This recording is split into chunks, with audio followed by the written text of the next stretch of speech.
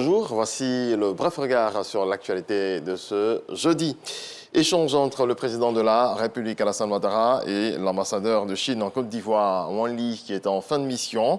L'entretien a été l'occasion pour le chef de l'État d'exprimer sa gratitude à son homologue chinois, Xi Jinping, pour tout le soutien apporté à la Côte d'Ivoire dans divers domaines durant ces 10 dernières années et d'inviter les entreprises chinoises à investir dans la construction d'usines de transformation de cacao pour exportation en Chine afin de garder le prix d'achat du cacao à un niveau élevé. Signature d'une convention relative au pacte pour la protection de l'enfance, c'était ce mercredi au cabinet de la Première Dame de Côte d'Ivoire. Signature entre Dominique Ouattara pour le compte de la Côte d'Ivoire et Joanne Locade, chargée d'affaires de l'ambassade des États-Unis à Abidjan. On fait le point avec Mama Traoré. Après le Ghana, la Côte d'Ivoire est le deuxième pays africain, le 7e au monde, à signer un tel partenariat avec le gouvernement américain. Il s'agit du pacte pour la protection de l'enfance, une initiative non contraignante destinée à lutter contre la traite et le travail des enfants, pour laquelle les États-Unis vont mobiliser environ 10 millions de dollars sur 5 ans. Je voudrais, de la part du gouvernement américain, reconnaître et féliciter la Côte d'Ivoire pour le progrès important déjà fait dans ce secteur. Ensemble, nous allons mettre en œuvre le plan d'action élaboré pour atteindre des objectifs du partenariat du CPC. Avec le pacte pour la protection de l'enfance, le gouvernement américain entend soutenir les efforts déjà déployés par la Côte d'Ivoire pour venir à bout de la traite des enfants. Comme action concrète, il est notamment prévu la réalisation d'une étude qualitative sur ce fléau, des campagnes de sensibilisation, la formation des acteurs, un soutien matériel aux appareils sécuritaires et judiciaires.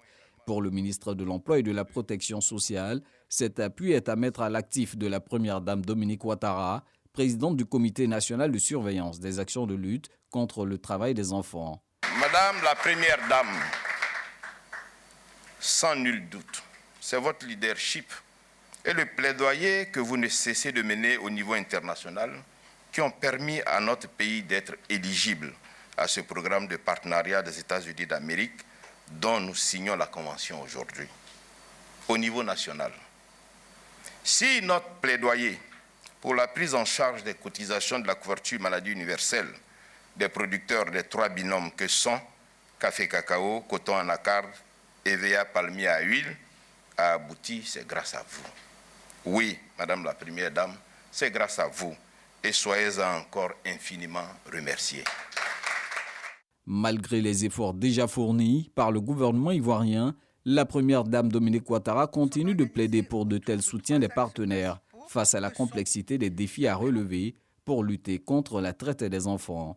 Cette nouvelle étape de notre engagement commun en faveur de la protection de l'enfance est d'autant plus encourageante que le programme, tel qu'il a été conçu, épouse parfaitement la vision de la Côte d'Ivoire en matière de planification des actions de lutte contre la traite, l'exploitation et le travail des enfants dans notre pays. Je voudrais réitérer mes sincères remerciements au gouvernement américain qui nous a toujours soutenus dans cette lutte et je vous demande de les applaudir très fort.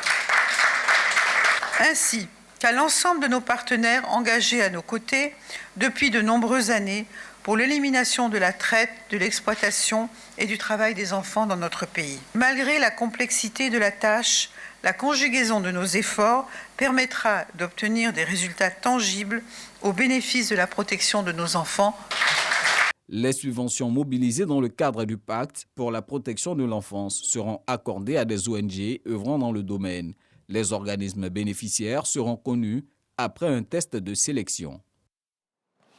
Dans le reste de l'actualité au Nigeria, une enquête publiée par l'agence de presse Reuters ce mercredi 7 décembre révèle un programme secret, systématique et illégal conduit par l'armée nigériane depuis 2013, au moins pour pratiquer des avortements forcés sur les anciennes captives des djihadistes dans le nord-est du pays.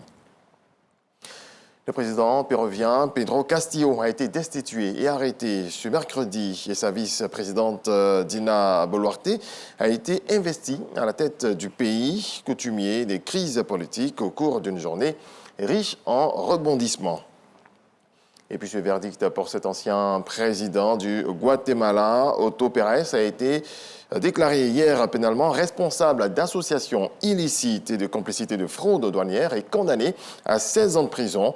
Se disant frustré et déçu, l'ancien président du Guatemala devrait faire appel. C'est la fin de ce point de l'actualité. On se retrouve à 7h.